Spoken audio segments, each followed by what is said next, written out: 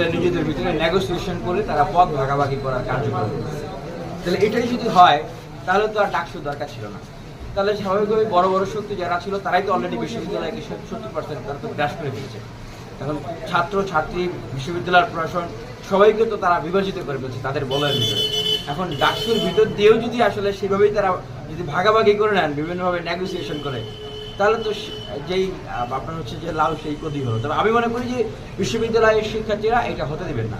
অবশ্যই বিশ্ববিদ্যালয়ের শিক্ষার্থীরা বিগত সময়ে যেই বন্ধুরা তাদের সাথে ছিলেন, পাশে ছিলেন, সেই ফেস্টিভ্যালের চরম দুঃসময়ে অভ্যুত্থান এবং অভ্যুত্থান পরবর্তী সময়েও যেই বন্ধুরা তাদের পাশে ছিলেন, সাথে ছিলেন, তাদের অধিকার নিয়ে কথা বলেছেন, আমি মনে করি যাদের প্রতি তারা ভরসা রাখতে পারেন, যারা বিতর্কিতা না, তারাই এই নির্বাচনের ভিতর দিয়ে তাদেরকেই আসলে তাদের প্রকৃত বন্ধুদেরকেই আসলে তারা নির্বাচিত করবেন, আমি সেটা মনে করি। আপনার কথা সূত্র ধরে বলি, সুষ্ঠু নির্বাচন নিয়ে কি কোনো শঙ্কায় আছে?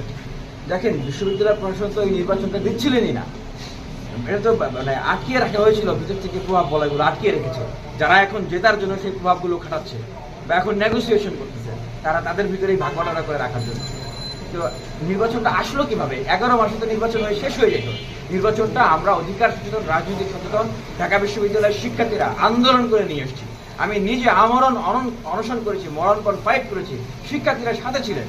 এই জন্যই তো বলছি যে যেই প্রভাব বলয়গুলো নির্বাচন হতে দেন নাই এতদিন, নির্বাচনকে আটকে রেখেছিলেন, যখন তারা শিক্ষার্থীদের চাওয়ার কাছে, দাবির কাছে বাধ্য হয়ে তফসিল ঘোষণা করলেন, তারপরেও হাইকোর্টের গায়ে বন্দুক রেখে নির্বাচন স্থগিত করতে চেয়েছেন।